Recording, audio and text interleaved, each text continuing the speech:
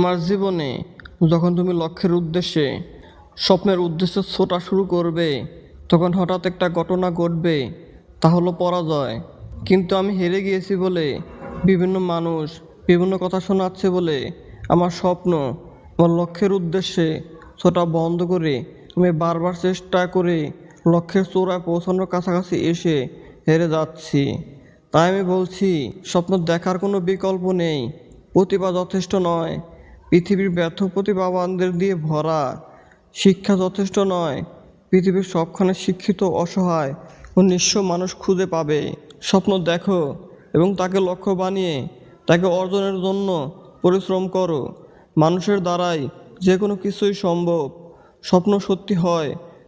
যদি তা না হতো তবে স্রষ্টা আমাদের স্বপ্ন দেখার ক্ষমতা দিতেন না। যারা রাতের ঘুমের অবসর স্বপ্ন দেখে, সকালে উঠে সেই স্বপ্নকে তাদের কাছে মূল্যহীন মনে হয়। কিন্তু দিনে যারা স্বপ্ন দেখে তাদের থেকে সাবধান, কারণ তারা খোলা চোখে স্বপ্ন দেখে এবং সেগুলোকে বাস্তব করার ক্ষমতা রাখে। স্বপ্নকে বাস্তব করার জন্য কোনো জাদুমন্ত্র নেই। স্বপ্নকে বাস্তব করার জন্য শ্রম, ঘাম আর ইচ্ছা থাকলেই যথেষ্ট। স্বপ্নকে দাওয়া করো, পরিশ্রম আর ত্যাগ স্বীকার করতে তৈরি থাকো বন্ধু। সবচেয়ে জরুরি বিষয়, কারো কথায় নিজের স্বপ্নকে ছোট করো না। তোমার স্বপ্নগুলো বলে দেয় তুমি কেমন মানুষ। তোমার স্বপ্নের ক্ষমতা আছে তোমাকে আকাশে তুলে দেওয়ার।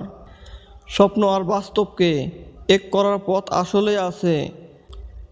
তোমার এটা দেখার চোখ থাকতে হবে, পথে পা বাড়ানোর সাহস থাকতে হবে এবং পথ হতে সরে না আসার ধৈর্য থাকতে হবে। এক কথায়, স্বপ্নকে বাস্তবে পরিণত করতে 4টি জিনিস প্রয়োজন: ইচ্ছা, আত্মবিশ্বাস, সাহস আর নিয়মিত কাজ করা।